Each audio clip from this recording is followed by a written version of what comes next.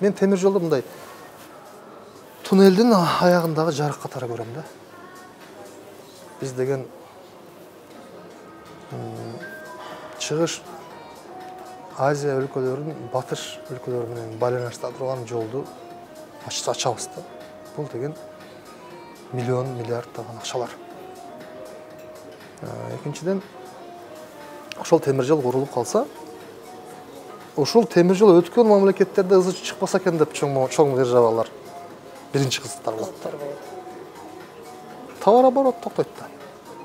Евразиястын пайдасын башында жаңы эле Кыргызстан киргенде көргөзмө жасалма кылып туруп кыргыздарга көптөгөн льготаларды берди. Өзбекстанга салыштырмалуу. Биринчи жолу бизге бийликти таза эл алып келди да бул президент.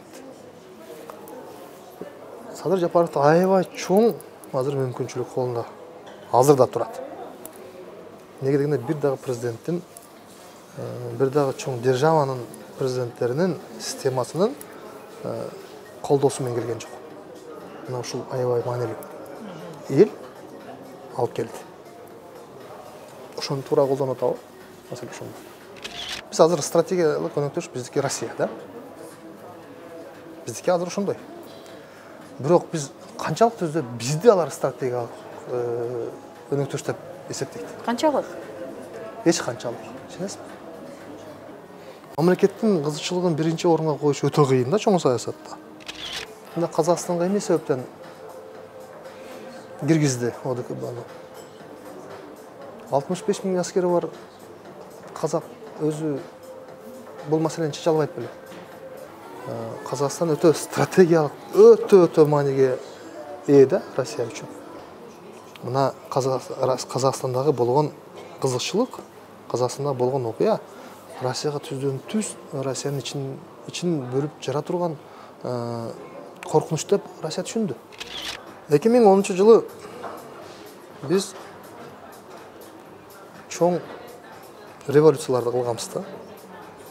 Акаевди кууп жибергенбиз. Анан кийин 2010 жылы Бакиевди кууп жибердик. Анан чоң байкебизге жакпады да бул нерсе.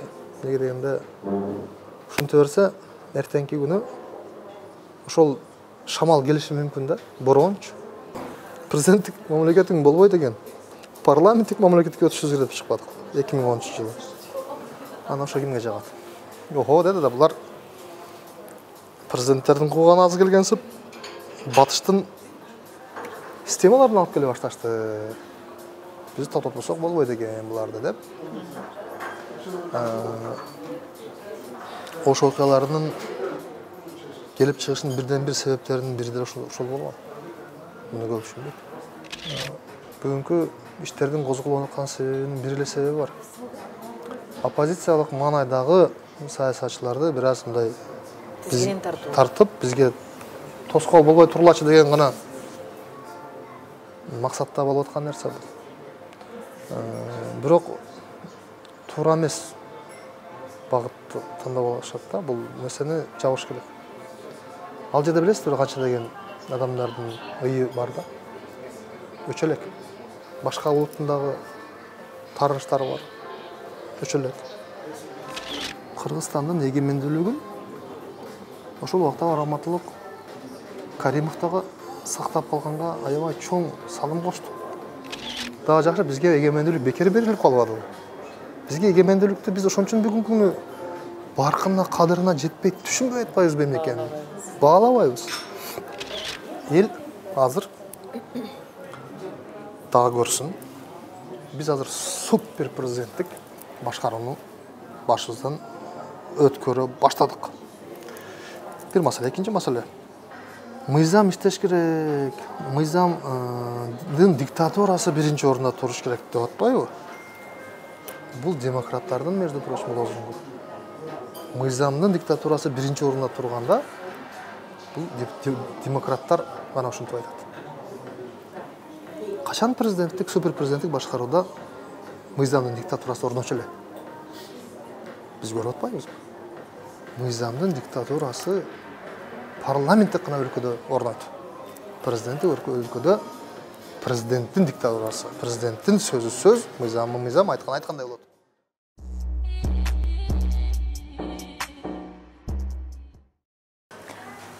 Саламатсызбы, Улукбек мырза. Жаңы жылда келип убакыт бөлүп бергениңизге терең ыраазычылык билдиребиз. Кыргызстандагы турмуш тууралуу кеп сөздү баштайлы. Рахмат Бериза, ушинтип чакырып кичине баарлашалы дегениңизге мен ыраазычылык билдирем. Жаңы жылды баарын жаңы жыл менен куттуктайм, кыргыз элин куттуктайм. Bizde тынччылык, бейпилдик, стабилдүү мамлекет болушуна тилектешмин. Ата-энеңиз кандай баалуулуктарды берди сиздерге? Кандай өзгөчөлүктөр болду сиздердин үй бүлөңүздөрдө? Азыр сиздин да мисалы үчүн бала чакаңыз бар да, сиз балдарыңызга ошол баалуулуктарды өткөрүп берип атасызбы? Же өзгөрүлдүбү? Биз 4 тууганбыз да. Мен эң улуусумун. Биздин үй бүлөдө ошол убакта эле аябай мындай демократия өкүм сүрчү да. Мен атам эч качан бир сен муну кыласың болду деген адам эмес да. Мен айттым ушу болот деп айткан жок бизге. Эркиндик берген.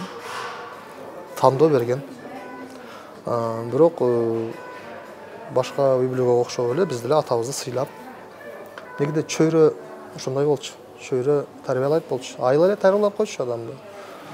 Анан апам деле, азыр деле апам бар, атам деле бар. Апам андан өткөн демократ. Байкушум бүгүнкү күнгө чейин ушундай. Кой, өзү билет. Кандайча демократ болуп калды ошол убакта, Союз учурунда? Бул негизи менимче ойлойм, чоң атам эмен бул нерсе. Негизи саясатка кайсы учурда аралашып калдыңыз? Чоң саясатка. Чоң саясат. Мындай болду. Мен 24 жашымда жаштар коомдук бирикмеси деген бир уюм түздүм да. Эми жаңы перестройкалар бүтүп, баягыда болуп атпады беле. Анан карасак КДК дегендер түзүлүп атканда биз жаш бала болуп чыкты. Анан бизге барса кошпойт дейм, алар чоң кишилер. Эми 20да балдар бинтип. Бул сиздин оюңузча? Же чыны кошпой коюшту? Чыныгы боюнча андай болушу мүмкүн, менин оюмча да. Өзүнчө. Эми тартынасың ал жерде кишилерден.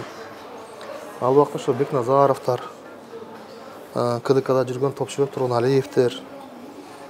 Булар мен үчүн аябай мындай кол жеткис адамдар болуп сезилген ошол убакта. Барсам деле болмок экен. Барып эле өзүмдүн ойлорумду ачык айтсам, ой жакшы жигит экен деп кошуп алышы деле мүмкүн эле. Бирок эми барганга батынбап турдум да. Комплекс болгон да бир. Бирок кайдыгер болбой, анан кийин жаштарды коомдук бирикме түзө калып, бир процесстерге катышып эле жүрдүк. Анан бир кийинчерээк Интербрем деген компаниялар ачылган. Ася Айтбайналар, Сасылбаевалар жүргөн ал жакта.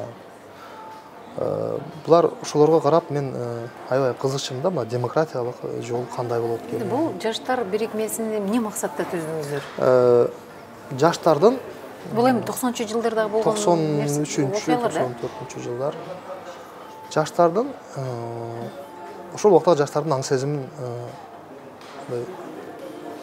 көтөрүү боюнча да, эми баягы Европа мамлекеттерин биз көрүп атат, телевизордон көрүп атганбыз үчүн анда интернет жок да. Анан биз дагы ошондой жашашыбыз керек деп өзүнчө мамлекет болуп калдык.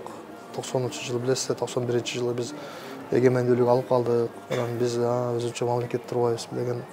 Мен түшүнгөн экенмин, көрсөчү. Мен ошондой эле билчим. Эгемендүү мамлекет болбосок, биз өнүкпөйбүз. Эмне себептен? Биз андай эгемен болуп, Японияга окшобойбуз. Мисалы. Ошондо жаңы японский машиналар келип калган Бишкекке. Япониядан чыгарылган машиналар келип, иномарка деп койчу ал убакта. Иномарка десе эле Биз баягы ошол убакта Динамаркада эле бир баягы японский машиналар түшүнчүк да. Биз эмнеге андай эмеспиз деп, андай ызаланып эле өзүмчө ардана берчүмүн да. Кыргыз жаманбы, кыргыз башка. Саналаштарыңызды кантип топтодуңуз? Ал кыймылга, ал Саналаштарым өтө аз болчу. негизинен дос чоролор же Досча тааныштар, анан Бишкектин борборунда эле бир жерден кеңсе алып эле аракет кылып, Майрам Дүйшөнүнө Акаевага кат жазып, биз ушинтип жаштар коомубуз бар деп кабыл алган бир жолу мени. Майрам Акаева. Кабыл алып, ай балам, эмне маселе деп. Анан мен айтып калдым, жаштарга жардам берели деп атабыз. Мына бир проект баштап калдым. Детский колония бар эмеспи бизде? Ушуларга жардам береличи деп баягы өзүмчө эле благотворительность кылгансымчы. Анан кандай жардам? Окутуу, жок, ошолорго кийим-кечек, тамак-аш боюнча. Эми окутканды биз окута албайбыз. Элдерден баягы жарнама берип, элдерден кийимдерди чогултуп, ошол иштерди кыла бердим да, өзүм деле мындай чын эле НПО эмне экенин, же болбосо мындай бир партия эмне экенин аягына чейин деле түшүнгөн жок ошол убакта. Бирок ошол кандайдыр бир чувстволор, агым менен баратам да. Ушу туура эле болсо керек деп атам да. Бирок туура эле чыкты да кийинчи. Узбек мырза, анда албетте ар бир коомдук жумуш убакытты талап кылат, эмгекти талап кылат, бирок ошол эле учурда акчалай каражатты да талап кылат да. Бул жардам берүү деген айтканга оңой болгону менен анын артында абдан чоң эмгек да. Акча албетте бул камкордук иши, благотворительность деп атпайсызбы? Ага демөөрчүлөр ар дайым чыгат да. Бирок өзүңүздүн жашооңузду ушундай бир татыктуу деңгээлге алып чыгыш үчүн, үй бүлөңүздү багыш үчүн ошол убакта акча каяктан табаттыңыз? Бизнес ачтыңызбы? Жок. Жакшы. Же бир жерде иштедиңизби? Мындай болду. Эми ал студент убакытта. Бир жерде расмий эч ким албайт ал жакта. Иштей да албайсың. Ошол убакта аябай мындай биздин менен тең балдар жакшы иштерди кылып деле байыгандар көп болду. Коммерция кылышты. Алып сатарлык. Алып сатарлык. Базарда жүрүштү. Бирөөсү столовой ача калып, тамак жасай калып сата калып, мисалы ошондой убакыт болгон. Мен деле мен андай кылып бизнес кылган жокмун. Бирок мен баягы официант, бармен болуп иштедим да. Жаш балам башка эмне жумуш? Кызмат көрсөтүү сферасында. Ооба. Сфера обслуживания деп коебу, кызмат көрсөтүү. Мына азыркы жигиттерге окшоп эле, ошол жигиттерге окшоп эле иштегем. Аркы офисте кармаш керек, ага да акча төлөш керек. Бирок баягы благотворительный фонддор ачылып калган ошол убактарда. Анан бир-эки бизнесмендер мен кат жаза берчүмүн, баарына барып алып элечи. Кызматташалы, же жардам сурап. Кызматташайлы, биз ушундайбыз, кыргыздын жаштарын көтөрөлү деп атабыз, ушуга бизге мүмкүн болсо жардам бергиле деп, анан кандай жардам бергиле дейтилер. Мен барып акча сурабайт элем. Мен аукциондорду уюштурат элем. Баягы картина турбайбы? Ошол картиналарды художниктер бар бизде, сүрөтчүлөр. Ошо сүрөтчүлөр союзунда мен бир тааныш байке бар эле да. Азим Төрөбеков деген Кыргыз Республиканын эмгек сиңирген сүрөтчүсү да, прогрессивный, продвинутый киши эле да, акшым. Укмуш нерселерди айтып берчү. Ал да аябай көп начитанный деп коет го, мындай. Ошондой. Кечке жана төрөчүм ошону сурап, бир нерселерди айтып беришет эле. Азыр деле азыркы сүрөтчүлөр деле ал кишини жакшы билишет. Каза болуп калды көп жыл мурда, бирок сүйлөгөндөр окмуш эле да. Анан мен ошолордун сүрөттөрүн алып алып, Дом художников бар эмеспи, ошолордун сүрөттөрүн алып алып, аукцион уюштурат элем. Жаштар коому андай дело номер деген газета бар эмеспи эле. Ошолорго кат жазып, ушинтип уюштуруп атабыз десем, алар аябай колдочу ошол убактардачы. Интернет жок. Гезиттен окшот бардыгы. Гезиттин бир эле строчкасы деле акчада. Анан благотворительность бул. Ошол биз акча түшкөн акчанын баарын художниктерге кетет. Чын эле ошондой болчу. Анан керек болсо ошо вечерний дело номер өзүнүн залдарын берчи. Мында чоң зал бар болчу. уюштурганга. Колдоо максатында. Колдоо максатында. Абдан жакшы. Өздөрү сатып алчу, бир 10дон 15тен. Анан Сан Борис Анатольевич деген бар. Санико деп жүрбөйбү азыркы ошо өзү кореец болуп дагы диаспоранын чоң болуп жүргөн ошол убакта аябай мындай солидный киши. Ал дагы художниктерди жакшы көрөт экен баягы. Ал көп жардам берип жүрдү мындай уюштурганга. Келип эле кереги жок болсо деле 5-6 картина сатып кетет, алып кетет. Анан барып илип коет болчу. Колдоо максатында. Анан аны мен художниктерге баягы өтө кыйынчылык заманда таркатып берем акчасын. Өздөрү отурушат тет жакта, четте отурушат.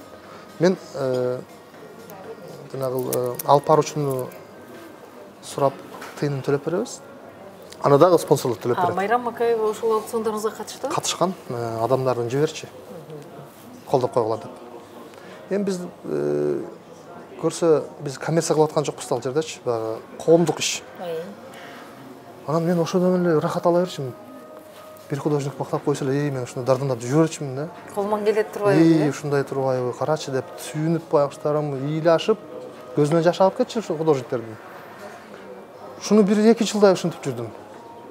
Анан кыргыз алтындын, керек болсо кыргыз алтындын дагы алтындарын сатып, мен аукцион кылып сатып бергенмин да. Ушундайларды уюштуруп, ошентип акча тапчык бир-аз. Кичине болсо да проценттерин өздөрү берип койчу. Ошону кайра эле жумшап коомдук иштерге. Анан байуу деген ойго келбептир. Коммерция кылганбыз деген ойго келет. Кыла албайм мен коммерция, мен өзүм бөгөнчү. Бирок ошентип сиз айткан жообуңузга ошентип жооп берем да. Ошентип адамдарга Коомдук иштердин саясий процесстерге кантип аралашып калдыңыз? Анан 2000 бул чоң саясатка аралашканына 10 жыл эле болду. Чоң саясатка. 2012 жылы мен 2011 жылы бир неме түздүм. Партия Ак Калпак деп партия түздүм. Бул чечимге кандай келдиңиз? Эми партиялар көбөйдү. Партиялар көбөйүп, шайлоолорго катышып. 12 жылы түздүн партия дедиңизби? 11 жыл. 11. Ошол жылдары бир жыл кийин экен. Жумушчу топтун алкагында ошо шайлоо мыйзамдарын, шайлоо системасын өзгөртүү боюнча иштеп калдык да. Ошондо биз талдап бир топ маалыматтарды топтогондо аныктаган кезибиз болчу да. Партиялардын саны абдан көп экенин. Анан ошондо аябай талкуулуп партияларды кыскартыш керекпи, алардын ишмердүүлүгүн чектеш керекпи, жаңы партиялар түзүлүш керекпи жокпу, ирелештирүү болуш керекпи жокпу деген суроолорго жооп издеген кезибиз болчу да. Анан сиз ошол убакта партия түзүптүрсүз. Партиянын негизги максаты, эмне себептен партия түздүңүз? Максаты эмне болчу? Же кайсыдыр бир идеологияны көздөдүңүздөрбү? Ооба. Ошол убакта партиялардын көп программаларын окуп аттык да биз. Мага жакпай атты да. Негедир ошо айтып атам, өзүмчө эле бир эчтекеге компромисске келбеген бир ушундай бир адам экенмин да. Өзүмдүкүн эле бербей эле ошону. Сиз компромисске келбеген адамсызбы? Жок, ошол убакта деп атам да. Эми саясат, чоң саясат көп түшүнгөн жокпуз ал убакта. Анан сиз карама-каршылыктар аябай көп болуп атат да, ошо таң калып атабы? Бирөөнүн айткан, мен кичинекейимден бери айтып атпайм, өзүмдүкүн бербей эле ошо меники туура дей бериш деп жүргөн убактым көп болгон. Башка партиялардын программалары сизге жакпады. Сиз башка өзгөчө программа сунуштап чыктыңызбы? Өзгөчө деле эмес.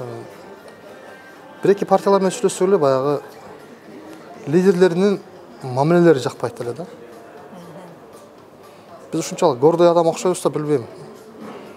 Туура эмес карап койсо жакпай кетип калып, келсек сен кимсиң, каякта баласың деп койсо кетип калып, көрсө ошентип эле кирет экен мүчө болуп. Же акча менен кирет экен, же ошентип бөжөңдөп кирип, анан кийин партияга мүчө болуп, анан кийин өзүнүн ордун табат экен да. Же болсо чоң акчаң болуш керек экен. А мен деле амбиция чоң. Өзүм түзөм дедим партия. Финанс жагын ойлогон да жокмун. Үрп адаттар, маданияттар, тил эң биринчи и эгемендүүлүк. Эгемендүүлүктү сактайлы, патриот бололу деп. Көрсө ал мен ошондо деле кеч калыптырмын. Элдер башка жол менен кетиптир. Акча чоң роль ойноп калыптыр. Болбосо биз баягы кыргызды сүйөбүз деп жүрөктү экөөбүз какылай берип турмун. Кийин аябай көп нерселер болду. Мен туура эмес ойлонгон экенмин деп ойлонуп калган шайлоолордо көп көрдүк да. Туура эмес ойлонгонуңуз бул партия түзгөнүңүздөбү же кээ бир иш аракеттерди башкача кылат белеңиз? Жок, элдин пейилин өзгөргөнүн билип байкабай калып. Мына эми партия түзгөнүңүзгө 10 жыл болоюн деп калыптыр, 9 жыл экен. Кыргызстанда бүгүнкү күндө партиялык курулушка кандай баа бересиз? Анан Ак Калпак партиясы кандай болуп калды? Өндү, кандай өстү, кандай өзгөрүүлөргө ээ болду? Мен азыр өкүнбөйм.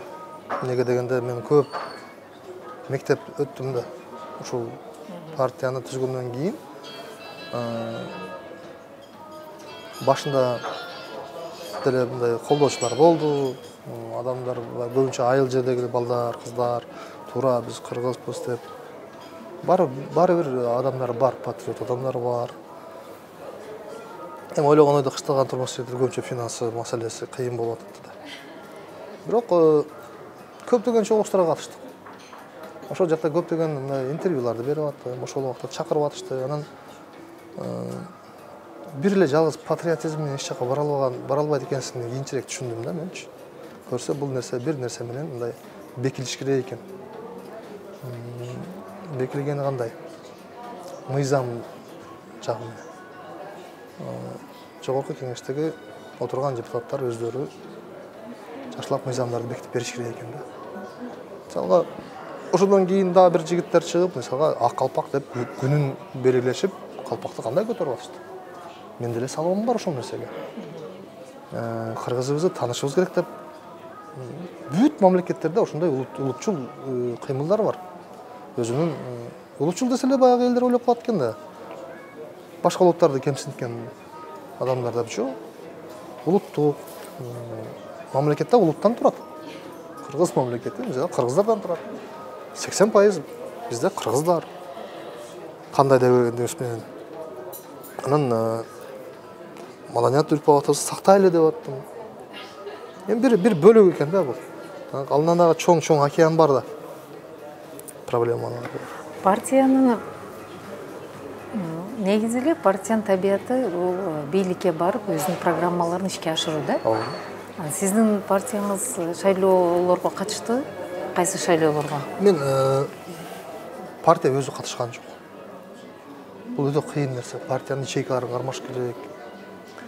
Партиянын түзгөн бирден бир максаты баягы шайлоого катышабыз деп деле түзгөнмүн менчи.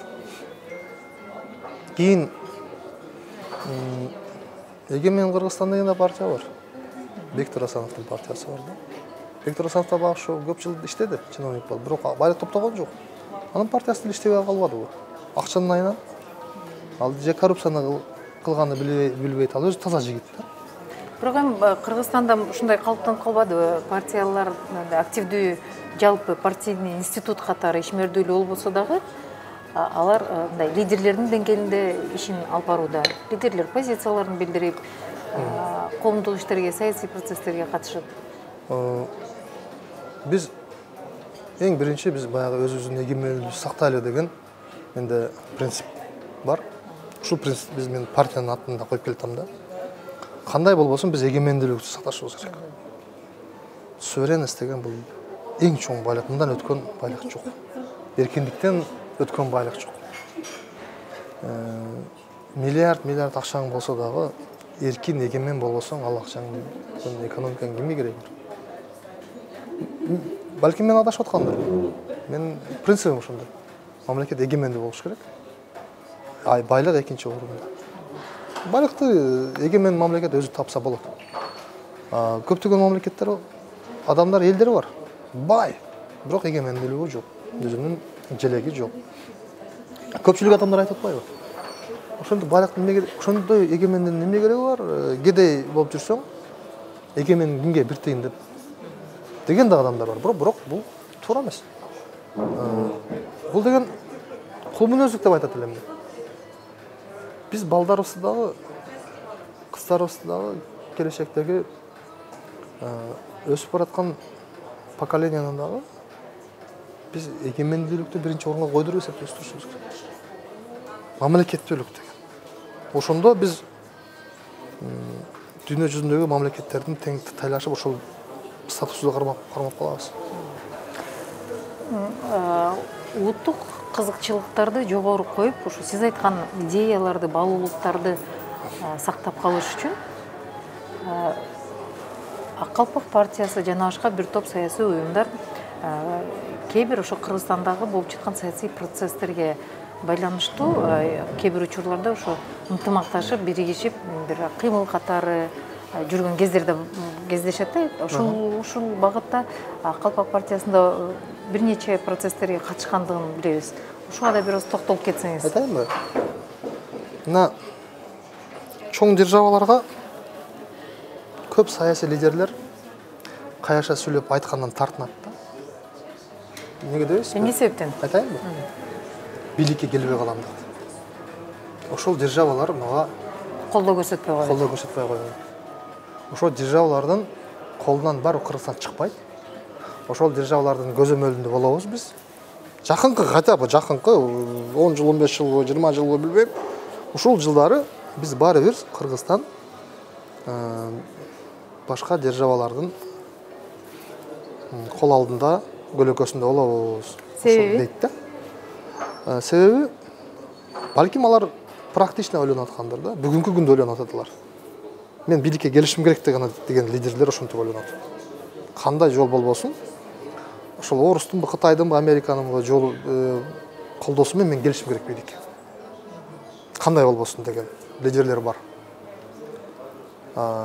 Баасы эмне болсо да мейли. Эмне болсо да мейли. Эптеп мен келсем болду. Значит, мен андай саясатчы эмес экенмин да. Мен туура эмес саясатчыдырмын балким. Мен айтам, жок, мен өмүр бою бийликке келбей деле койсоң, бирок мен эгемендүүлүк үчүн күрөшөм.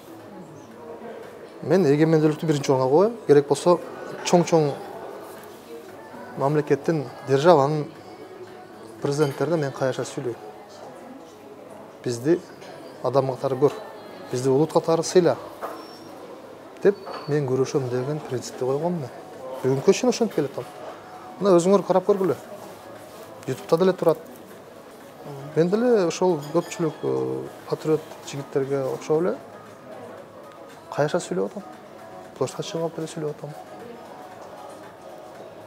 Дүйнө жүзү зирилдеп коркуп аткан Путинге деле каршы сүйлөп атам. Көрөт, бул деген такшалбаган саясатчы. Ушул маселеде негизи эле геосаясатта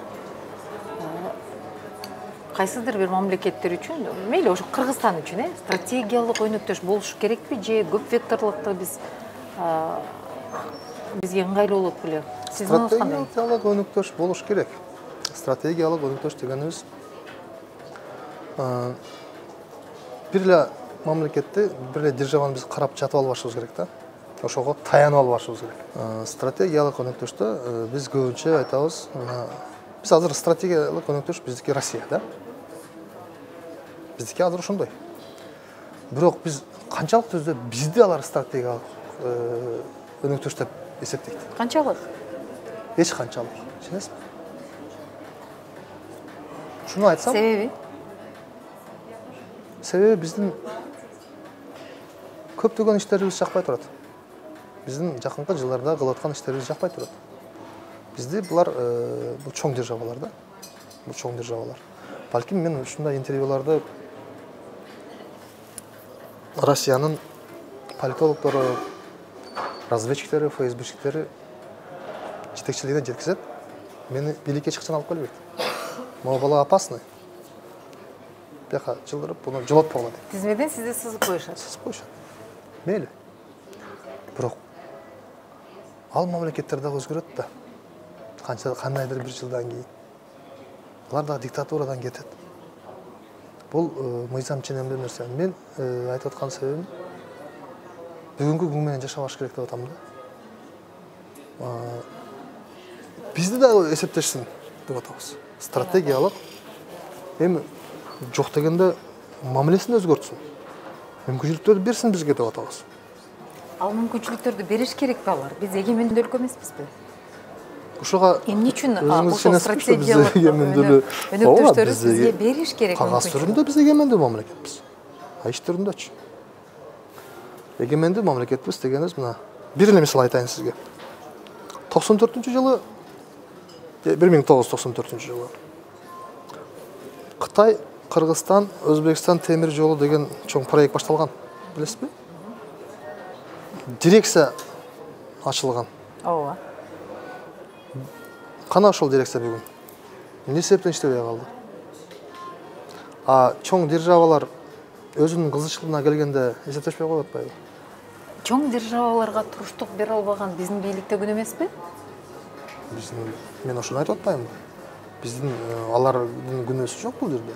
Бул ошондо дагы анын ичинде бир кишинин чечимине таандыкпы же системага байланыштуу? Системага байланыштуу. Айтайынбы? Системаны туура эмес койгонбуз. Акаев өзүнүн Акаев деле бир Россия менен аябай байланышы чоң да. Кайша сүйлөй алган жок. Элинин, мамлекеттин кызычылыгын биринчи орунга кое алган жок да. Мамлекеттин кызычылыгын биринчи орунга коюш өтө кыйын да чоң саясатта. Өтө чоң маселелер бар. Ар түрдүү. Согушта чыгарып жибериши мүмкүн. Анан жаман көрүнүп, площадька алып чыгып, анан элдер ташпаран кылып коюшу мүмкүн да. Ушуну коркот биздин саясатчылар. Неге дегенде ошол чоң державалар кичинекей мамлекеттин ичинде будун чаңды батыра чыгарат. Карапайым эл эми түшүнбөйт да көпчүлүгү. Эмнеге биз темир жолдун эмне кереги бар деп бизге бүгүнкү күнү айтып атпайбы? Кытай басып кетет деп. Кытай эмнеге басмак эле бизди? Темир жолду күтүп отурбу Кытай? Şu Kırgızstan temir yol kursa ele basabız dep oturabı. Kıtay baskısı jöyü деле келип басат. Бул сабатсыздык биринчиден. Экинчиден элге маалыматтын жетпегени. Бул лидерден көп нерсе көз каранды.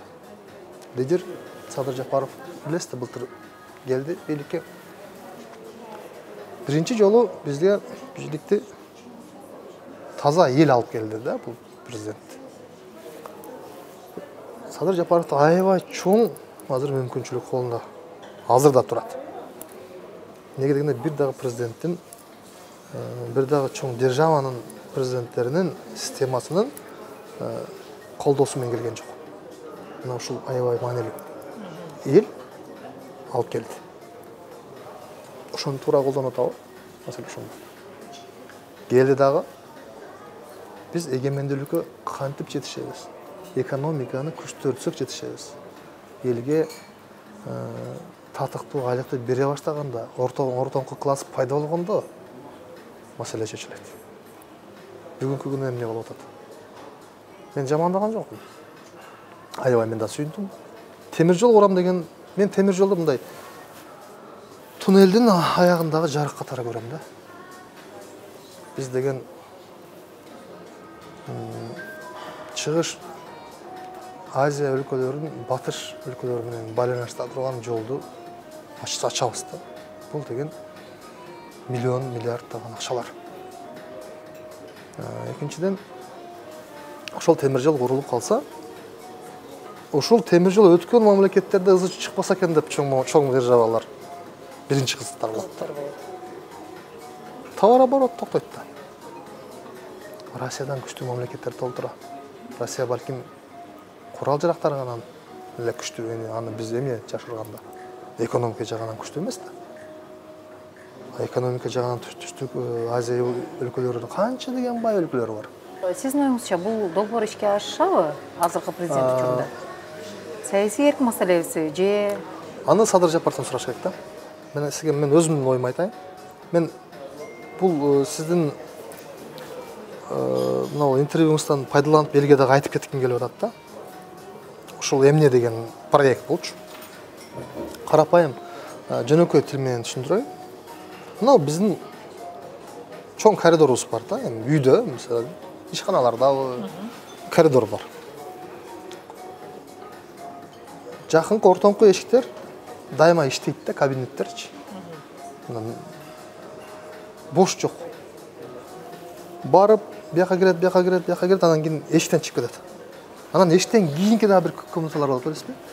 Баягындай кладовка иштебейт. Ал актуальный комната эмес да. Коридордун аркы четинде. Биз Кыргызстандын отурушкан жерибиз тупиковый мамлекет болуп калат да. Ошол комната биз болуп атабыз азыркы күндө картадан караганда иштебеген жөн эле склад. А мен айтып атам, давайте ошол склад кылып эле ошол жерден эшик ачып таштайбыз нары жака. Монтип бияка кайрылып эшикке чыкпай эле, кайрылып эшикке чыкпай эле, через кладовка эшик ачып таштайбыз жолго. Элдин баары өтө баштайбы? Ошол жер ошол комната чоң комната иштей баштайт. Деңгилге көтөрүлгөндө эмне себептен чечилбей атат? Маселе ушунда болуп атат. Саясий эрк биринчиден. Экинчиден биздин коңшуларыбыз ошол эле Россия мамлекети, Казакстан мамлекети бизге эбегес чоң тоскоолдуктарды жаратып атат бүгүнкү күнү. Караңызчы, Жапаров темир жол курам дегенден кийин Россия менен мамилебиз өзгөрдүбү? Өзгөргөн жокпу. Өзгөрдү да. Мигранттарыбыз сезе баштадык дейт. Мурда бизге башкача мамиле кылчу эле орустар. Иштеп аткан азыркы мигранттарыбыз айтып атат, аябай өзгөрдү мамиле деп Садырды, Жапаровду жаман көрө башташат да.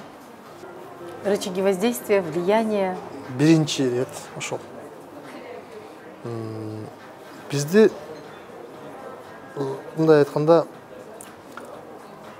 орустар айтып коет, добровольно принудительно деп коет да. Өзүң каалайсың, бирок мындай зордоп киргизди.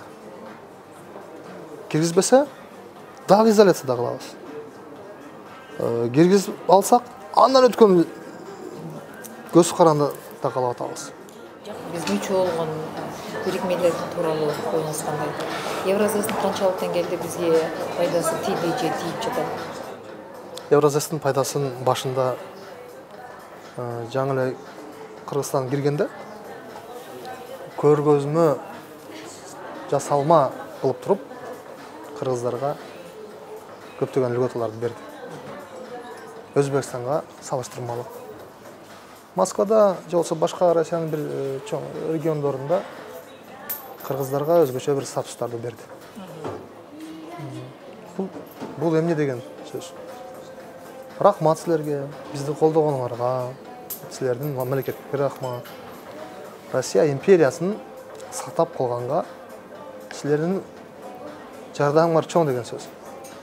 Биз ошону эске алып, статус берип койдук жарандарыңарга. Эми силердин жарандарыңар жөнөкөй эле көчө өшүп барган жаран эмес. Страховкасы болот, анча-мынча льготалар болот деп статусун алмаштырды. Ошого биз ыраазы болуп, эл ыраазы боло турбайбы? Бул канчалык деңгээлде карапайым элге ушуну түшүндүрө алабыз? Маселе ошондо. Биз ошого ыраазы боло турабызбы? Мына карагылачы, кыргыздарга орустар башкача мамиле кылып атат, жакшы мамиле кылып атат. Бирок түпкү тамырына карап келгендеги биздин трагедиябыз да. Жанагындай блоктор түзүлгөндө чоң державалар өзүнө ылайык таштап түзөт. Бул НАТО блоктору мисалга, толтурандай блоктор бар. Өзүнүн чоң бийлигин, империясын сактап калыш керек. Алардыкы деле туура, өзүнүн алардын көзү менен карайлы. Алардыкы деле туура. Өзүнүн сфера влияниясы деп коет го баягы. Ошону сактап калганга аракет кылып атышат да. Россия бүгүнкү күнү мына Казакстанга эмне себептен киргизди ОДКБны?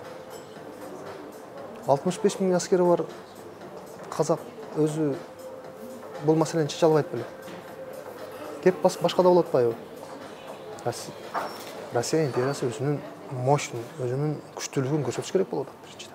Экинчиден, Казакстан эч качан бербейт Россия. Так ортосунда турат Россиянын. Ар жагы Сибирь, бул жагы батыш жагы ортосунан бөлүп турган ошол Казакстан. Бербейт аны.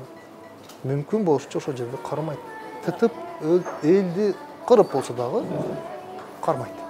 Бирок биз кичинерээк мамлекетпиз. Қазақстан өте стратегиялық, өте маңызға ие да Россия үшін. Бирок бул окуяга өзүңүз токтолуп калдыңыз. ОДКБнын Казакстанга кириши канчалык туура болду? Эмне себептен анда мисалы Кыргызстан бир эмес бир нече жолу кайрылган ОДКБга. Бирок анда эң негизги аргументи бул ички маселе, биз ага келишпешибиз керек деген бир ой менен алар киргизген эмес. Эмне себептен Казакстанда бул маселе башкача болду сценарий? Білесіз, мыйзамдар мен үшін жазылады. Мыйзамдар мамлекетке лайықташтырып, мамлекеттік структуралар іштеш үшін жазылады да мыйзамдар. Улуу чоң державаларға дағы өзінше мыйзамдар, өздеріне лайықташтырып мыйзамдарды жазады. ОДКБ кече күнү түздөн-түз мыйзамды бузду. Кирди, сырттан кирген жок да, душман. Мамлекеттин ичиндеги болуп аткан ызычууга кирип барды. Россия ал жерде аны ойлоп да койгон жок. Ал жерде эмне деп ойлонду? Россия биз бербейбиз деди. Биз күчүбүз ушундай, каалаган убакта кирип, каалаган убакта чыгып кете беребиз. Биз ушундай мамлекетпиз. Бизге биздин улуттук кызыкчылыкка туура келбей аткан нерсе болсо, эч кандай мыйзам болбойт. Россиянын кызыкчылыгына. Конечно. Сөз биринчи рет. Анда каерде Казакстандын кызыкчылыгы? Казакстандын кызыкчылыгы жок ал жерде. Чоң оюн болуп атканда кичинекей мамлекет өзүнүн кызыкчылыгын эч качан биринчи орунга кое албайт. Эч качан. Биз ушун үчүн так туура кабыл алышыбыз керек да. Эч нерсе миңдеген жылдардан бери Рим империясынан бери келаткан жаратылыштын мыйзамы өзгөргөн жок бүгүнкү күнгө чейин. Рим империясында да ошондой болгон. Кайсы мыйзам? Римдин жаранымын гражданин Рима деген, гражданин мира деген түшүндүргөн. Римдин жаранына бирөө калт этип сүйлөсө барып туруп ошол жерди басып алган. Шылтоо кылып. Бүгүнкү Америкада эле ошондой эле Рим империясынын ролун ойноп атат. Гражданин Америки деген билесиз эмне деген? Граждан Америки деген о дейт. Артында чоң держава турат. Бир адам үчүн целый авианосец келиши мүмкүн. Истребитель самолеттор келиши мүмкүн. Бир адам үчүн. Бирок бир адам үчүн эмес ал. Мына Казакстандагы болгон кызыкчылык, Казакстанда болгон окуя Россияга түздөн-түз Россиянын ичин бөлүп жара турган коркунуч деп Россия түшүндү. Токтотуш керек деп туруп кирип барды. Бирок өзү жалгыз кирип барбайт эле, анда агрессор болуп калбайбы? Ошон үчүн бизди кичине ээрчитип алды жанына. Жүргүлө балдар. Теге барып келеличи. Конокко чакырып аттыр. Мен өзүм жалгыз барсам туура эмес болуп калат коем деп жандагы жан чөкөрлөрдүн эшитип алып барып келди да. Биз ошон үчүн гана, фон үчүн гана эртеңки күнү Россия агрессор болуп калбасын деген түшүнүк болбош үчүн гана бизди эшитип алды жаныбызга. Болбосо биздин эмне ошол жердеги 150 солдатыбыз эмнеге жарайт? Кызык. 2010 жылы июнь окуяларында жана белгилеп кеткендей эле ошол убактагы убактылуу өкмөттүн мүчөсү президент Роза Сахмин Отунбаева ОДКБга кайрылган да. Негизи эле ошол убактагы окуяларга баа берип кетсеңиз, ал июнь окуясы эмне болгон өзү? Ооба, мен айтайын. Сиздин мисалы бул боюнча бир нече жолу өз жеке оюңузду билдиргендигиңиз да бар. Бүгүнкү күндө азыркы бийлик бул маселени дагы бир ирет козгоп, эмнегедир бул маселе кайра кайрылып жатат да. Негизи бул туурабы, туура эмеспи? 2010 жылы биз чоң акебизди укпай, чоң акебизди большой брат деп коет. Стратегиялык өнөктөшүбүз. Старший брат деп коет, да. Чоң старший братыбызды укпай, революцияларды кылганбыз да. Акаевди кууп жибергенбиз, анан кийин 2010 жылы Бакиевди кууп жибердик. Анан чоң байкебизге жакпады да бул нерсе. Неге дегенде ушинте берсе, эртеңки күнү ошол шамал келиши мүмкүн да, борончу. Туура ойлонгон орустар. Ошондой эле айтып атышкан. Анан экинчиси, биз президенттерди эле кууп тим болбостон мамлекеттик системаны өзгөртөбүз деп чыкпадыкпы. Биз президенттік мемлекеттің болбойт экен, парламенттік мемлекетке өтүшүбүз керек деп чыкпадык 2010-жылы. Ана ошо кимге жагат? Охо деди да, булар президенттердин кууганы аз келгенсип, батыштын системаларын алып келе башташты. Биз токтотпосок болбойт экен буларды деп. Ошол окуялардын келип чыгышынын бирден бир себептеринин бири деле ошол болгон. Муну көп түшүнбөйт. Мен саясатчылар түшүнөт бул нерсе. Карапайым эл түшүнбөйт бул нерсе. Мага менен карапайым элдин 80-90% мен менен макул эмес. Койчу каякта жомокто айтпачы дейт. Бирок мен үстүн карап айтып атам. Мен императордун көзү менен карап айтып атам. Ай, мондой болуп атат, жигиттер токтоткула. Укпай атат, давайте деп. Разведкалар иштеген. Бул качандыр бир чыгат. Мамлекеттик чиновник болуп калсам бир убакта мен мындай нерселерди айта албайм. Мен жаран эркин, жаран катары азыр айтсам боло берет. Бул менин өзүм жеке оюм деп айтам да. Көрдүңүз да комиссия эмне деп чечим чыгарганын. Биз ошол комиссиянын чыгарган чечимине макул болбой, комиссиянын жетекчисин персона нон грата кылдык. Туурабы? Биздин улуттук кызыкчылыктарга каршы чечим чыгарды деп. Эми ошол нерселерди айтып атасыз, азыр бүгүнкү күнү козголуп атат деп.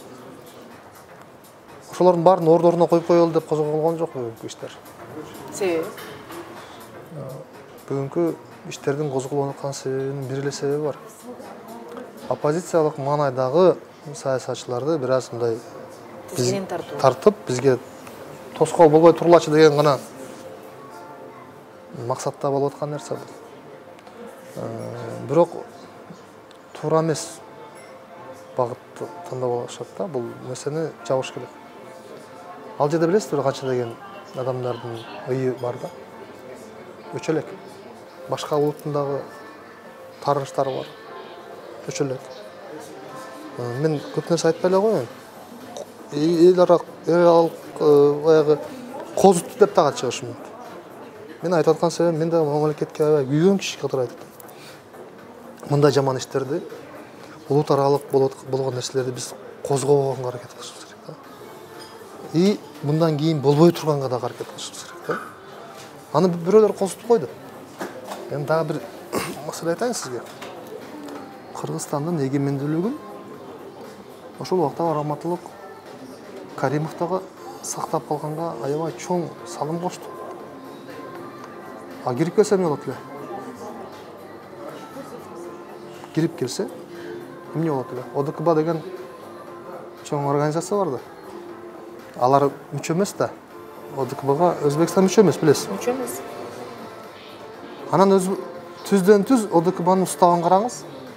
Качан кирип келиш керек ОДКБ? Сырткы кеңешүү. Ана. Кимге бул биринчи иретте кимге керек болгон? Ойлонуп атасыз да. Ортодо карапайым эл каза болду. Чоң геосаясатта 100 миң, 1 миллионго жакын адамдар өмүрү эсептелбей калат. Чоң держава амбициядачы. Бирок ага мыйзам жол береби? Азыркы мыйзам боюнча мен билишимче бул ишти козгогонго убактысы өтүп кетти да.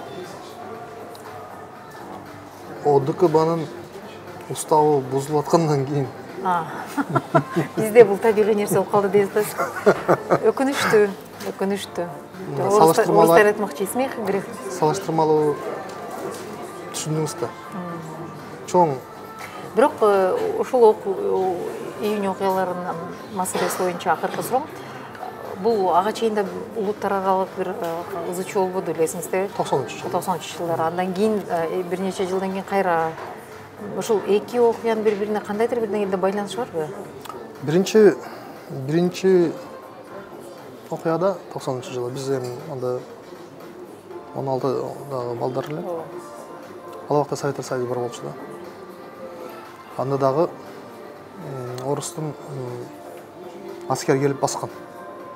Билесиңер да, Ошко келип. 2 эле күн болгон ал жерде уруш. 4-июнда Ошто, 5-июнда Өзгөндө. Андай кыргын мисалы жабат болгон эмес. эң жаман горячий точкасы өзгөн болгон. Мен өзүм өзгөндө окуйт элем мектепте. Бирок бир эле күндө токтогон. Орус аскерлери кирип келгенде, кирип келгенге чейин токтоп калган жокчу. Мен өзүм күбөмүн да бул нерсеге. Ал жердеги маселе бүгүнкүдөй маселе эмес болчу. Ал жерде маселе мындай башкача болчу да. Ал жерде оштогу жер тууралуу маселелер бар болчу да. Баягы бизге чек бербейсиңер. Өзбек тарапка деген маселелер болгон да. Азыркысында башкача болуп атпайбы?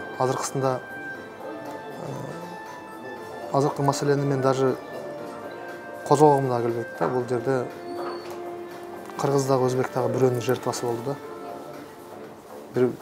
Бир байкенин жертвасы болду деп койсок болот да. Эки тараптан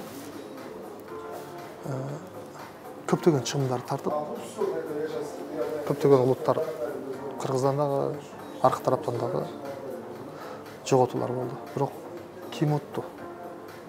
Экөөбүз тең уткан жокпуз да. Граждандар, мамлекеттин ичиндеги граждандардын арасында болот беле. Бир мамлекет менен бир мамлекет болсо да мен түшүнөт элем.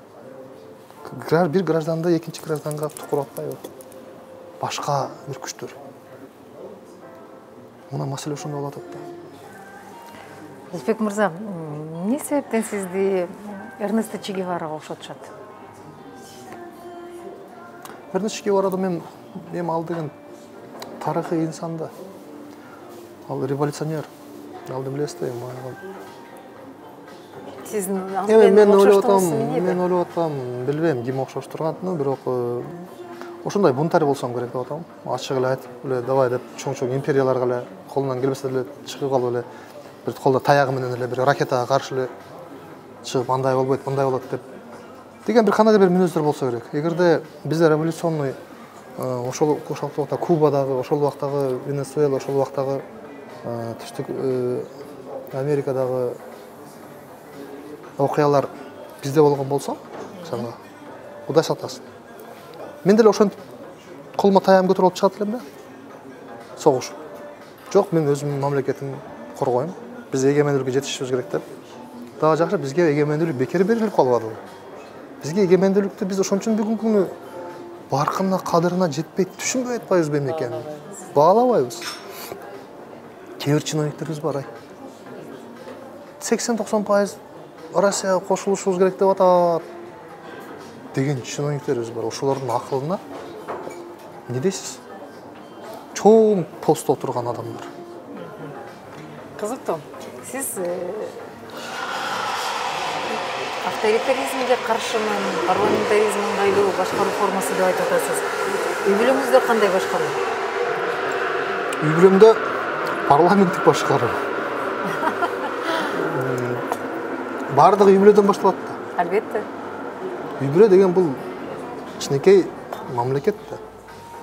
Парламенттик башкаруу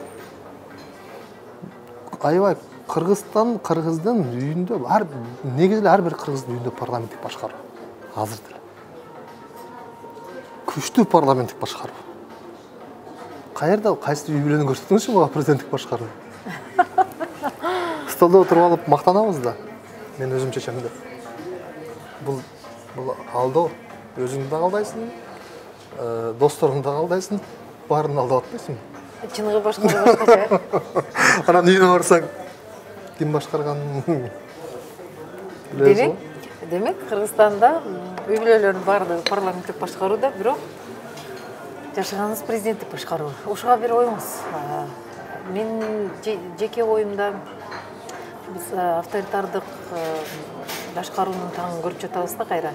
Ушул канчалык бизге эми табиятыбызга, мүнөзүбүзгө дал келет, туура келет же өнүгүүгө алып чыгабы?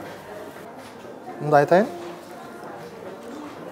Парламенттик башкаруу, президенттик башкаруу. Биздин элибиз байкуш парламенттик башкарууну көрө элек да. Үй бүлөсүндө эле көрүп жүрөт, бирок мамлекетти көрө элек да. 2010-жылы биз парламенттик башкарууга өттүк деп дүйнөгө жар салып, азыркы күнгө чейин система. Азыркы күнгө чейин айтып атпайбызбы? Эмне парламенттик башкаруу эмне пайда алып келди?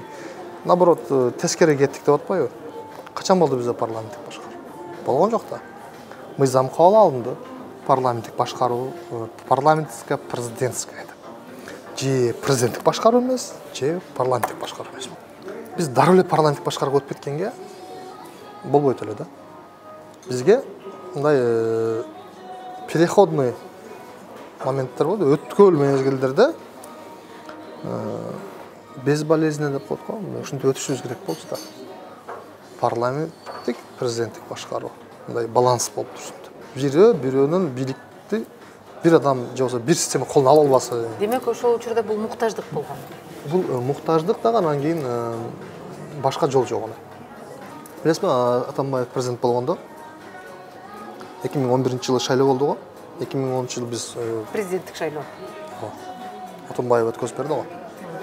Атамбаев парламенттик, президенттик башкарууга президент болуп келди, туурабы? Анан эле 2012-жылдан баштап кайра биз президенттик башкарууга өтүп калбадыкпы?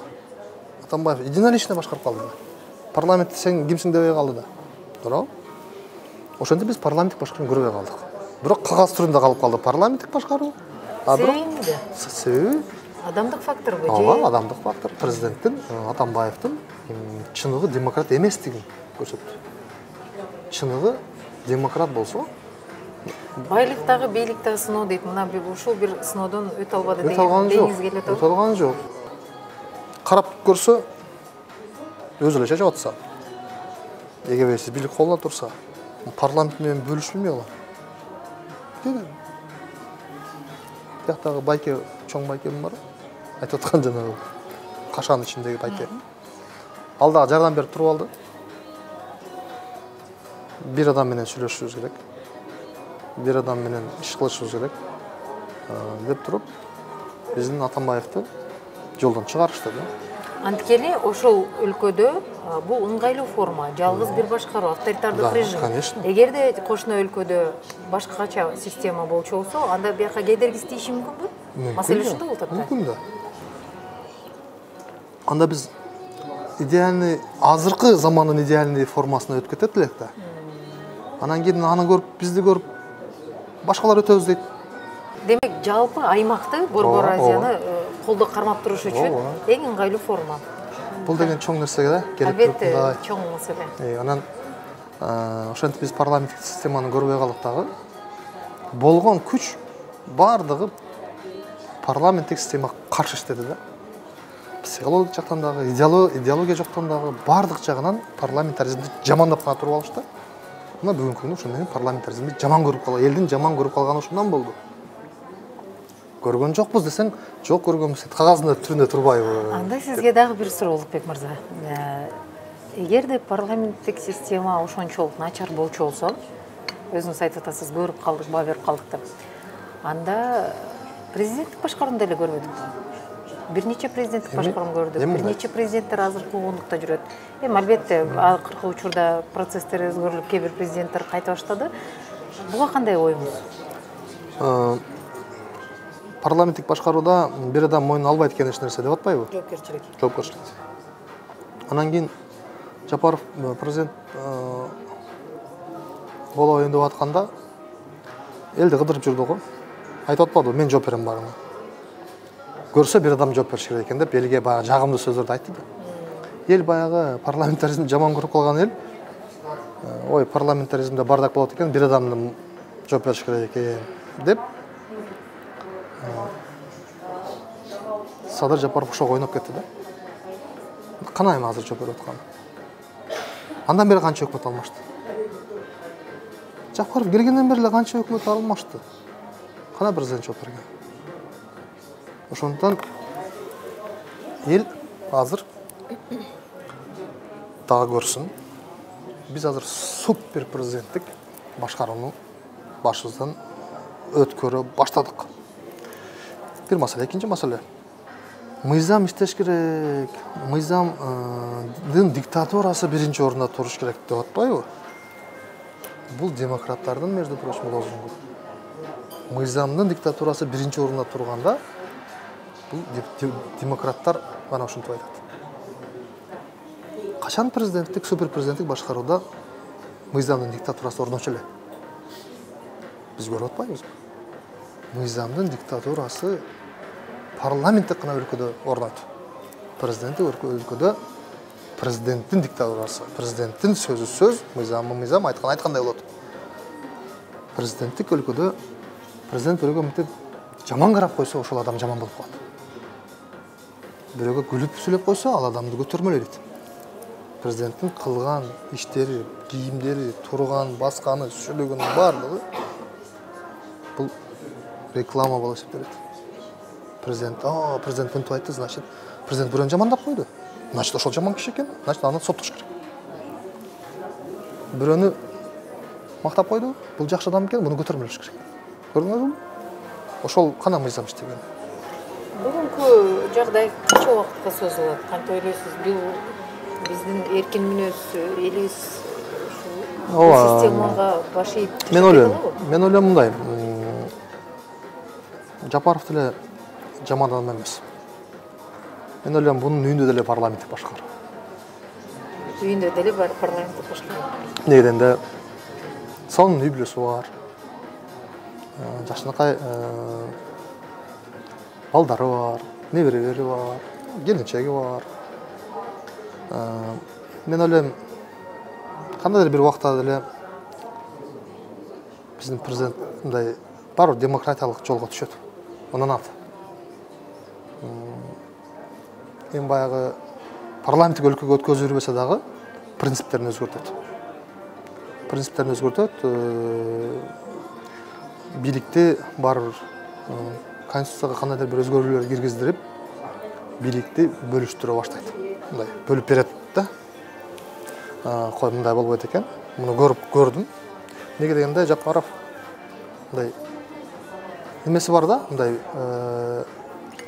способности деп коебу, эмне деп кыргызча жөндөм бар да, бир нерсени кабыл алат, угат экен.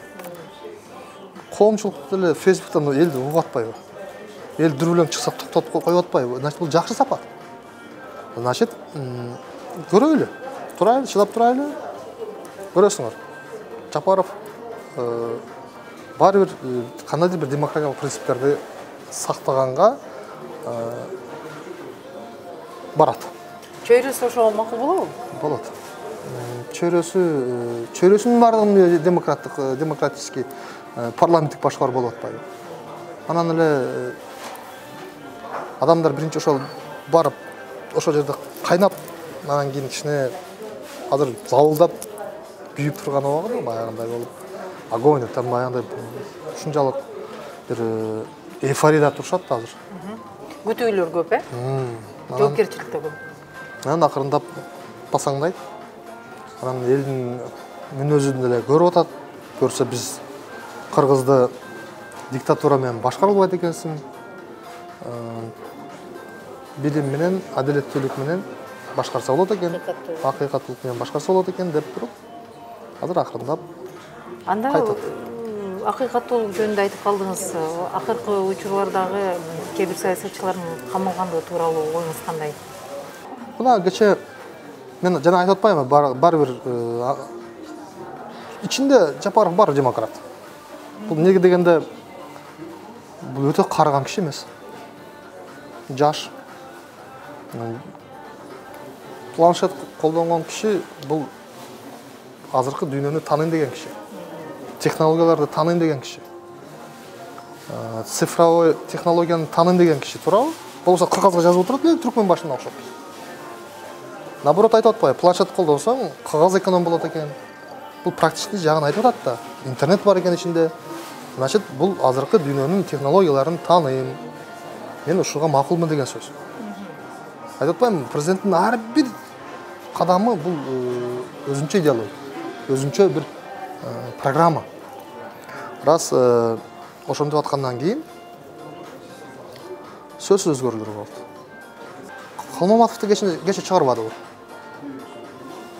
Карма, сөздүн башында экөөбүз сүйлөшүп атпадык беле? Кичине үркүтүп коркутуп коюш керек. Көрүп атат да, үркүтүп коркутуп. Болбойт экен да. Калмаматов отуруп алып эле решетканын артына отуруп алып берет атпайбы? Түркмөн башыга жанындагылар баш ийгенсип ийбей койду да.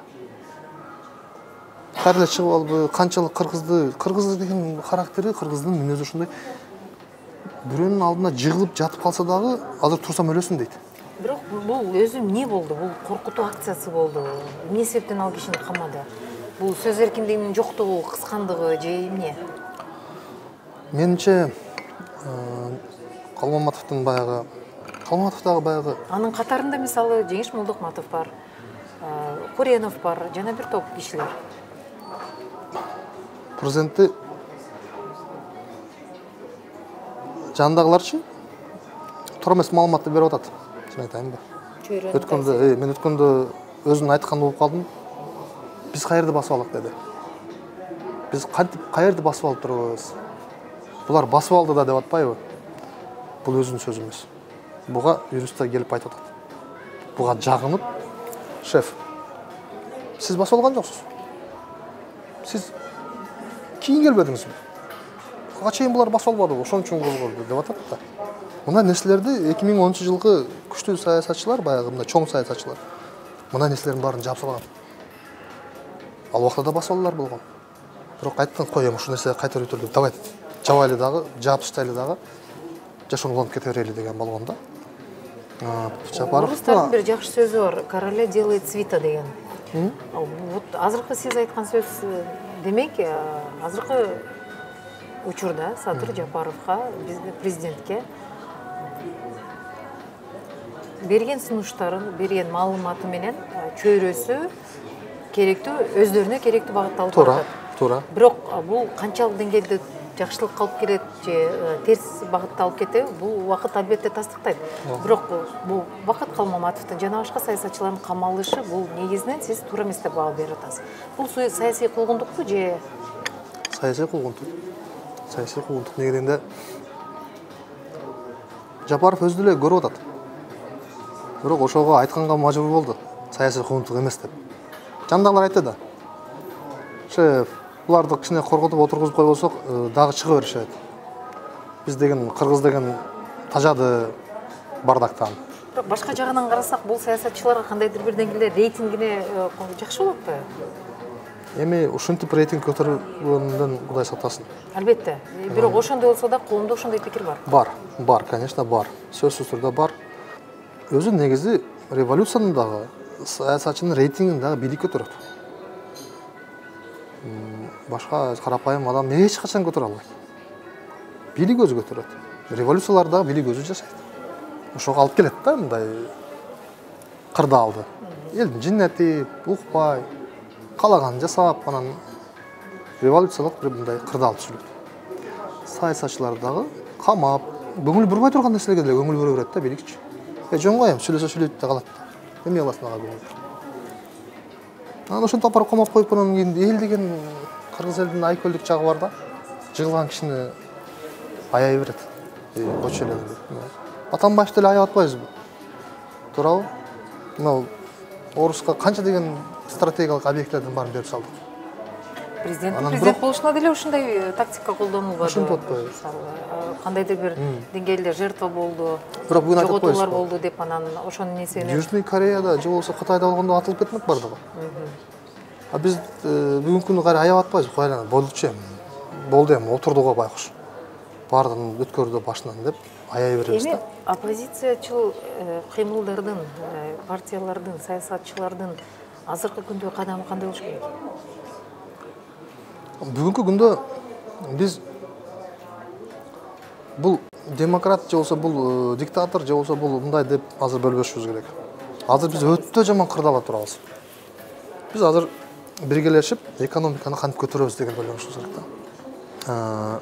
Биз өч алуу процесстен токтошубуз керек. Айлампада булчу.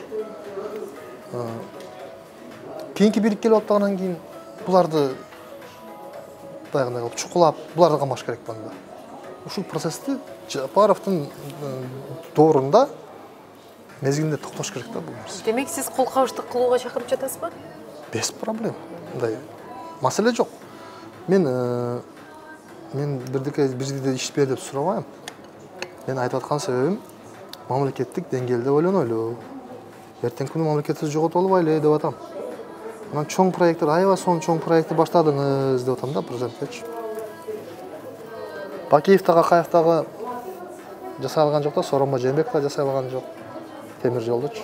Бул жана айттым го мен тетиги экономикага, мамлекетти эгемендүүлүккө алып чыга турган жол ушул гана. Ушуну азыр мүмкүнчүлүк барда колдонуп калайлы деп атам. Эгерде Жапаров ушу жолду баштап жиберсе, мен өзүм биринчи болуп элдин алдына чыгып Жапаровду дагы кала берсин 10 жыл 20 жылга. Эгемендүүлүккө элди алып, экономикалык эгемендүүлүккө, негизги эгемендүүлүккө алып чыккан эл мага демектен өмүр бою президент боло берсин. Негизги долбоорлордун бири эгемендүүлүктү бекемдеш үчүн. Абдан жакшы. Дагы бир суроо. Кече депутат Ораза Нарматованын мандатын алуу боюнча чечим чыгарылды. Негизи депутат деген ким? Анан ал кишиге жогорку билимдин кереги барбы жокпу? Акыркы учурларда ушу ноябрда болгон шайлоо учурунда да бул маселе аябай козголду эле. Оюңуз кандай? Сиз деле бир нече жолу депутаттыкка талапкерлигиңизди койгонсуз.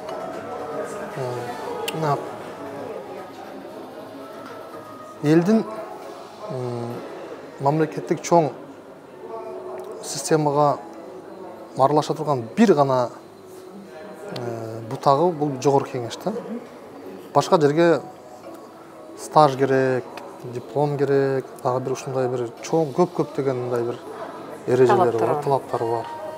Жогорку кеңешке ошондой талаптардын алынып салынышы эң туура маселе болгон бир убактардачы. Советтер Союзунда да ошондой болгон. Чабан болобу, космонавт болобу, элдин өкүлү болгон. Чабан адам качан окуйт эле? Кайсы убакта окуйт? Кайсы убакта билим алат? Анан ошондой билимин жок экен деп анан кийин биз аларды чыгарып салышыбыз керек беле. Жогорку кеңешке диплом керек деп Конституцияга өзгөртүү киргизип койгон өтө чоң катачылык болду. Бул элдин, карапайым элдин укугун тебеледи да, чектеди. А балким мен сварщикти, бир жолчуну мен депутат катары көргүм келет. Мен ошону күтүп отурушум керекпи, качан 5 жыл бүтөт университетте деп.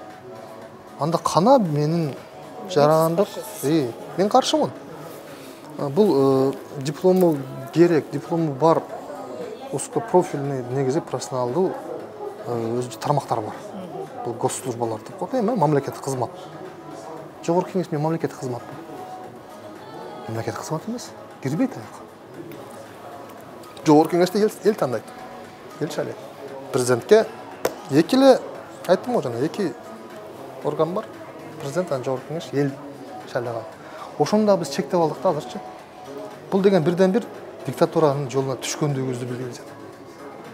Элден бир эркиндикти бир эмесин алып койду бутагын. Түшүнүктү. Сиз үй бүлөңүздө жубайыңызга кандай жолдошсуз? Балдарыңызга кандай атасыз? Мен келчем айтат. Парламентке сен келбейсиң дейт. Сенден деле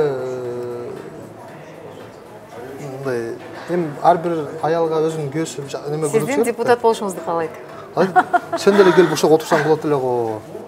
Анча-мынча биз сүйлөшүп отурсак, отурабыз да, анан айтат.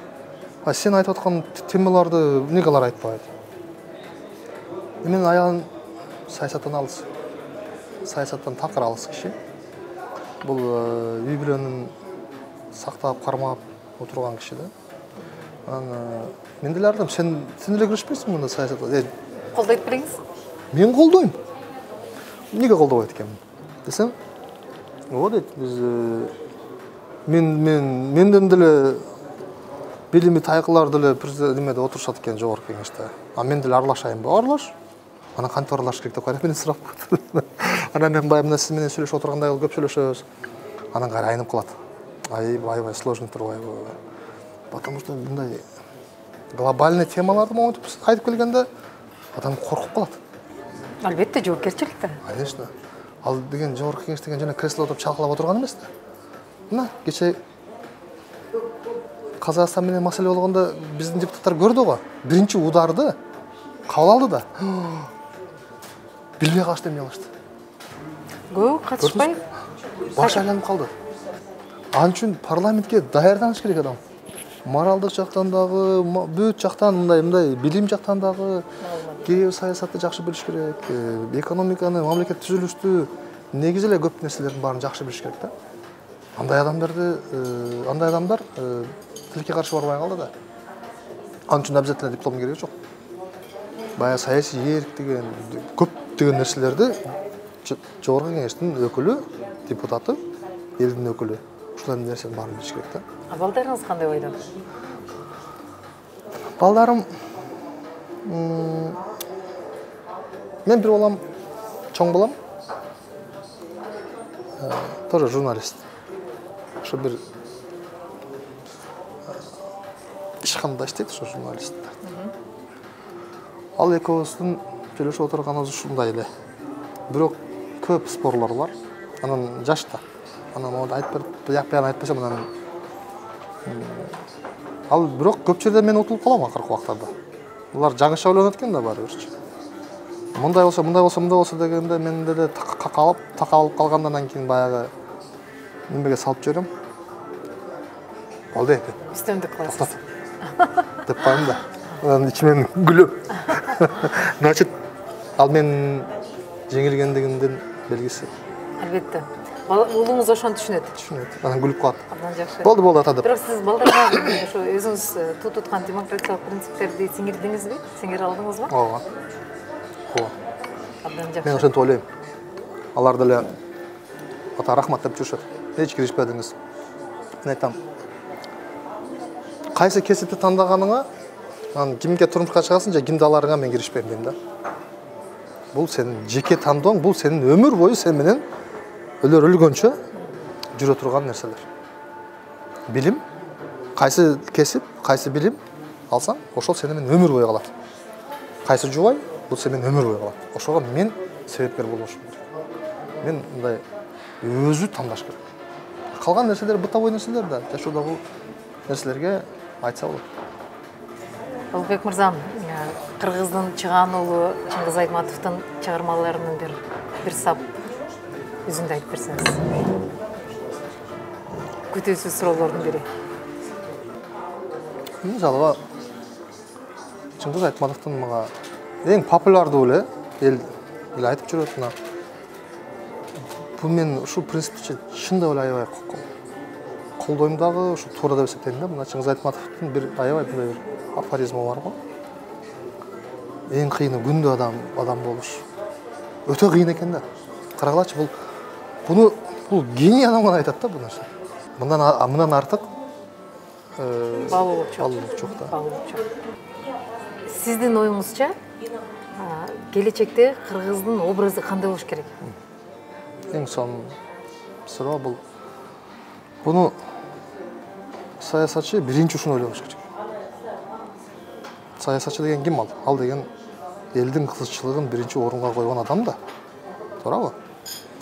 Мамлекеттик курсту, мамлекеттик идеологиясын жөндөй турган адамдар да саясатчылар негизи.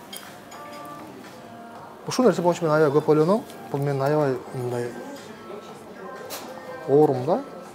Мындан кийин бир максаттарымдын бири. Жаңы Кыргыздын образы, келечекте Кыргыз ким? Кандай болуш керек? Мен ойлойм, эң биринчи бул билимдүү Кыргыз, билимдүү болуш керек. Экинчиден демократ болуш керек. Билимдүү адам дайыма демократ болот. Баары бир ошого барат. Анан элин каада салт үрп-адат тилин сүйүш керек. Кыргыз тили азыркы жаштардын тилимен айтканда модный болуш керек да.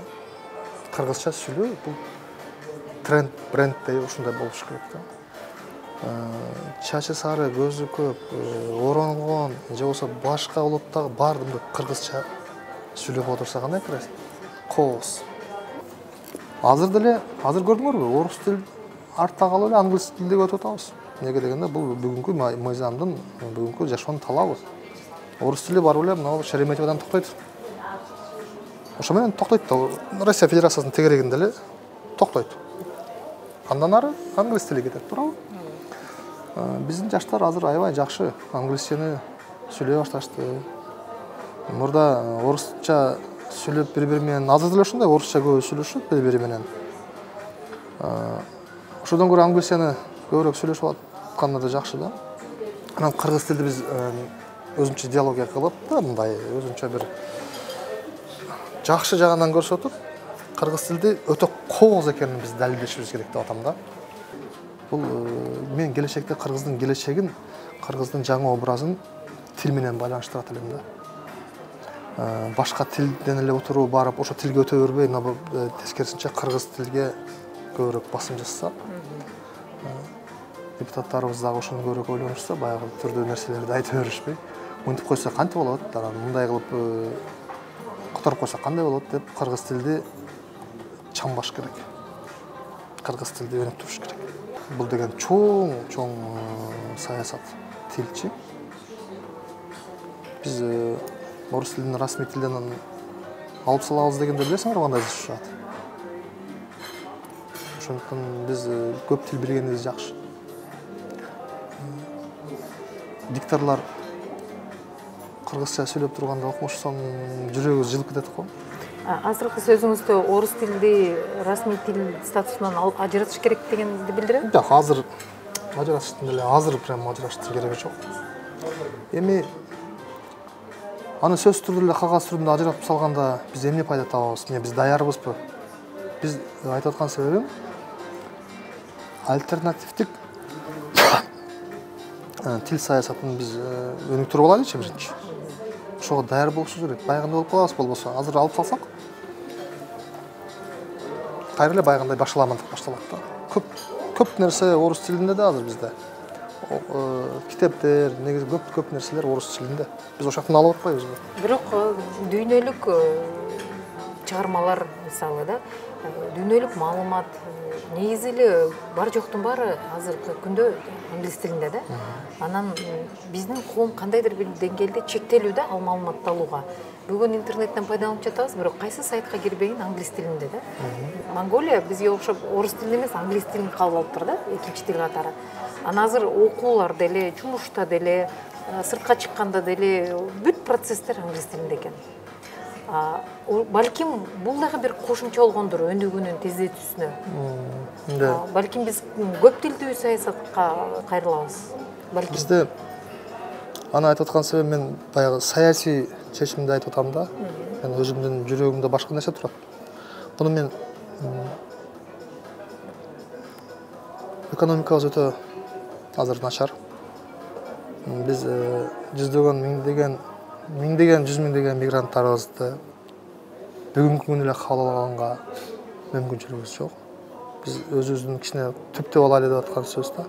Биз кичине өзүбүздүн экономикабызды түптөп алайлы. Ошондо биз орус тилден баш тартсак боло берет. Азыр бул саясий чечим. Бул келечектүү кадамды айтып атасың. Бирок миграцияны токтотуш керекпи же токтотуш керекпи сөзсүз түрдө. Кантип? Жанагы нерсеге айтпадымбы? Темир жолдо. Бул бир эле проект. Окшогон проекттер да толтурду да. Жумуш орун түзүүгө биз өз ич-чара жумуш орундарды түзүп, массалык түрдө биздин мигранттарыбызды кайтарганга аракет кылышыбыз керек да, массалык түрдө. Көбү балким келбейт, ал өзүнүн тандоосу. Келем дегендерди келтире беришибиз керек. Анан бизге залакасы тийип калбасын деп атабыз. түшүнүктүү. Ошо. Залакасы тийип калса, ал биздин жарандар. Ал биздин айласыздан жүргөн жаран. Көп кырдуу маселе абайлап чечим чыгарыш керек депсиз. Албетте. Бул саясат ошондой болот. Чоң рахмат. Абдан кызыктуу маек болду. Сизге ыраазычылык билдирем, убакыт бөлгөнүңүзгө, ачык, ээн эркин пикир айтканыңызга. Буюрса Кыргызстандын өнүгүүсүнө, эгемендүү Кыргызстандын өнүгүүсүнө, демократиялуу Кыргызстандын өнүгүүсүнө чоң салымыңызды кошосуз деп ишенем. Чоң максаттарды ишке ашырууда тилектешпиз. Рахмат. Чоң рахмат.